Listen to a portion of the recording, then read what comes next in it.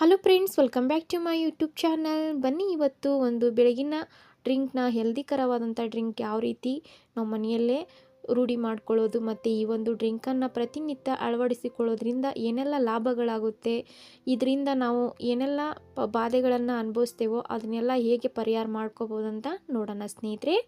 ಮೊದಲಿಗೆ ನನ್ನ ಚಾನಲ್ನ ಯಾರೆಲ್ಲ ನೋಡ್ತಾ ಇದ್ರಿ ಹೊಸದಾಗಿ, ಪ್ಲೀಸ್ ಸಬ್ಸ್ಕ್ರೈಬ್ ಮಾಡ್ಕೊಳ್ಳಿ. ಹೀಗೆ ನನ್ನ ಚಾನಲ್ಗೆ ಸಪೋರ್ಟ್ ಮಾಡಿ ಸ್ನೇಹಿತರೆ. ಮತ್ತು ತಡ ಮಾಡದೆ ಈ ಒಂದು ವಿಡಿಯೋನ ಸ್ಟಾರ್ಟ್ ಮಾಡೋಣ. ಹೆಣ್ಮಕ್ಳಿಗಂತೂ ತುಂಬ ಯೂಸ್ಫುಲ್ ಆದಂಥ ವಿಡಿಯೋ ಅಂತಲೇ ಹೇಳ್ಬೋದು ಸ್ನೇಹಿತರೆ. ಇವಾಗಂತೂ ಎಲ್ಲರೂ ಬಳಲ್ತಾ ಇರೋದಂದರೆ PCOS ಅಂತ ಸಮಸ್ಯೆಯಿಂದ ಬಳಲ್ತಾ ಇರ್ತಾರೆ.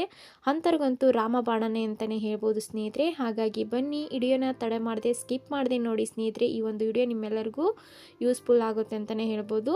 ಮೊದಲಿಗೆ ನೋಡ್ರಿ, ಚಕ್ಕೆ ತೊಗೊಂಡಿದ್ದೀನಿ ಮತ್ತು ಕಲ್ಲುಂಜಿ ಬೀಜ ತೊಗೊಂಡಿದ್ದೀನಿ. ಇದನ್ನ ಕನ್ನಡದಲ್ಲಿ ಹೇಳಬೇಕು ಅಂದರೆ ಇವಾಗ ಕಪ್ಪು ಜೀರಿಗೆ ಅಂತ ಕರೀತಾರೆ. ಇದನ್ನ ಆನ್ಲೈನಲ್ಲಿ ಪರ್ಚೇಸ್ ಮಾಡ್ಬೋದು ಅಥವಾ ಗ್ರಂಥಿ ಅಂಗಡಿಯಲ್ಲಿ ಇದನ್ನು ತೊಗೋಬೋದು ಸ್ನೇಹಿತರೆ. ಈ ಒಂದು ಕಲ್ಲುಂಜಿ ಬೀಜನ ನೀವು ಕಪ್ಪು ಜೀರಿಗೆ ಅಂತಲೇ ಕರೀತಾರೆ.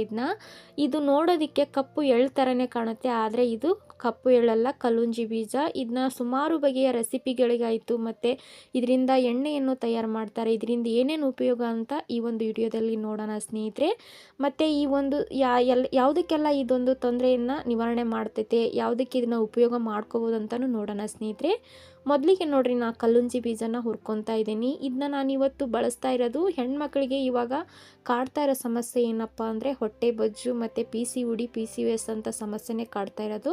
ಅಂಥವ್ರಿಗೆ ಇದು ರಾಮಬಾಣನ ಅಂತಲೇ ಹೇಳ್ಬೋದು. ನಾನಿವತ್ತು ಒಂದು ಬಟ್ಲಾಗಷ್ಟು ಕಲ್ಲುಂಜಿ ಬೀಜ ತೊಗೊಂಡಿದ್ದೀನಿ. ಇದನ್ನೊಂದು ಸ್ವಲ್ಪ ಜಾಸ್ತಿ ಸೀದ ಥರ ಉರಿಬಾರ್ದು, ಒಂದು ಸ್ವಲ್ಪ ಹಸಿ ವಾಸನೆ ಹೋಗಬೇಕು, ಅಲ್ಲಿವರೆಗೂ ಈ ಒಂದು ಪದಾರ್ಥನ ಹುರ್ಕೋಬೇಕಾಗುತ್ತೆ. ಇದಾದ ಬಳಿಕ ಚಕ್ಕೆ ತೊಗೊಂಡಿದ್ದೀನಿ ಸ್ನೇಹಿತರೆ. ಇವಾಗ ನಾವು ಒಂದು ಬಟ್ಲಾಗಷ್ಟು ಕಲ್ಲುಂಜಿ ಬೀಜ ತೊಗೊಂಡಿದ್ದೀವಿ ಅಂದರೆ ಅದರ ಪ್ರಮಾಣದಲ್ಲೇ ಈ ಒಂದು ಚಕ್ಕೆನೂ ತೊಗೋಬೇಕಾಗುತ್ತೆ ಸ್ನೇಹಿತರೆ. ನೋಡಿರಿ, ಇವಾಗ ಇನ್ನೊಂದು ಸ್ವಲ್ಪ ಬಿಸಿ ಆಗಂಗೆ ಹುರ್ಕೊತಾ ಇದ್ದೀನಿ. ಜಾಸ್ತಿ ಏನು ಹೊತ್ತೋ ರೀತಿ ಹುರಿಬಾರ್ದು. ನೀವು ಬೇಕಂದರೆ ಡೈರೆಕ್ಟಾಗಿ ಹಾಗೇನು ಮಿಕ್ಸಿ ಮಾಡಿ ಇಟ್ಕೋಬೋದು. ಇದನ್ನ ಒಂದು ಗಾಜಿನ ಬಾಟ್ಲಲ್ಲಿ ಹಾಕಿ ಸುಮಾರು ಒಂದು 2 ರಿಂದ 3 ತಿಂಗಳವರೆಗೂ ಈ ಒಂದು ಪೌಡ್ರನ್ನ ಯೂಸ್ ಮಾಡ್ಬೋದು ಸ್ನೇಹಿತರೆ. ನೋಡಿರಿ, ಇದನ್ನ ಇವಾಗ ಪೌಡ್ರ್ ಮಾಡ್ಕೊಂಬರ್ತಾ ಇದ್ದೀನಿ. ಈ ಒಂದು ಪೌಡ್ರನ್ನ ನೀವು ಪ್ರತಿನಿತ್ಯ ಸೇವನೆ ಮಾಡೋದ್ರಿಂದ PCOS ಸಮಸ್ಯೆ ಅಂತ ಅಷ್ಟೇ ಅಲ್ಲದೆ, ಏನಾದರೂ ನಿಮಗೆ ಹೊಟ್ಟೆ ಬೊಜ್ಜು ಜಾಸ್ತಿ ಆಗಿದ್ರೆ ಅಥವಾ ವೇಟ್ ಲಾಸ್ ಜಾಸ್ತಿ ನೀವು ಅನುಭವಿಸ್ತಾ ಇದ್ದರೆ, ಈ ರೀತಿ ನೀವು ಖಾಲಿ ಹೊಟ್ಟೆಲಿ ಈ ಪೌಡ್ರನ್ನ ಬಿಸಿನೀರಿಗೆ ಹಾಕ್ಕೊಂಡು ಒಂದು ಸ್ವಲ್ಪ ನಿಂಬೆ ರಸ ಹನಿ ಹಾಕ್ಕೊಂಡು ಈ ಒಂದು ನೀರನ್ನು ಸೇವನೆ ಮಾಡೋದ್ರಿಂದ ನಿಮಗೆ ರಿಸಲ್ಟ್ ಅನ್ನೋದು ಕಾಣುತ್ತೆ ಸ್ನೇಹಿತರೆ. ಅಷ್ಟು ಚೆನ್ನಾಗಿ ಎಫೆಕ್ಟ್ ಅನ್ನೋದು ಕೊಡುತ್ತೆ. ತುಂಬ ಅಂದರೆ ತುಂಬ ಒಳ್ಳೆಯದು. ಮತ್ತು ಇದು ಅಷ್ಟೇ ಅಲ್ಲದೆ, ವೇಟ್ ಲಾಸ್ಗೆ ಅಷ್ಟೇ ಅಲ್ಲದೆ, ಮತ್ತು ಯಾರೆಲ್ಲ ಮುಖದ ಮೇಲೆ ಜಾಸ್ತಿ ಗುಳ್ಳೆಗಳು ಅದೆಲ್ಲ ಕಾಣಿಸ್ತಾ ಇರುತ್ತಲ್ಲ, ಅಂಥವ್ರಿಗಂತೂ ತುಂಬ ಒಳ್ಳೆಯದು ಸ್ನೇಹಿತರೆ. ಅಂಥವರು ಕೂಡ ಈ ಒಂದು ಕಲ್ಲುಂಜಿ ಬೀಜದ ಪೌಡ್ರ್ ಮಾಡಿ ಮುಖಕ್ಕೆ ಅಪ್ಲೈ ಮಾಡಿದರೆ ಮುಖದ ಮೇಲಿನ ಗುಳ್ಳೆಗಳೆಲ್ಲ ಪರಿಹಾರ ಆಗುತ್ತೆ ಅಂತಲೇ ಹೇಳ್ಬೋದು ಸ್ನೇಹಿತರೆ. ನೋಡಿರಿ, ಇವಾಗ ಇದಕ್ಕೆ ನಾನು ಪೌಡ್ರ್ ಮಾಡಿ ಇಟ್ಕೊಂಡಿದ್ದೀನಿ. ಇವಾಗ ನೋಡಿರಿ, 1 ಗ್ಲಾಸ್ ಆಗಷ್ಟು ನೀರು ತೊಗೊಂಡಿದ್ದೀನಿ, ಬಿಸಿನೀರು. ಇದಕ್ಕೆ ಇವಾಗ 1 ಸ್ಪೂನ್ ಆಗಷ್ಟು ಕಲ್ಲುಂಜಿ ಮತ್ತು ಚಕ್ಕೆ ಪೌಡ್ರನ್ನ ಹಾಕ್ಕೊತಾ ಇದ್ದೀನಿ. ಇದನ್ನ ಚೆನ್ನಾಗಿ ಮಿಕ್ಸ್ ಮಾಡಿ ನೀವು ಬೆಳಿಗ್ಗೆ ಎದ್ದ ತಕ್ಷಣ ಖಾಲಿ ಹೊಟ್ಟೆಲೇ ಇದನ್ನ ಕುಡಿಬೇಕು. ರಿಸಲ್ಟ್ ಅನ್ನೋದು ನಮಗೆ ಚೆನ್ನಾಗಿ ಕೊಡುತ್ತೆ.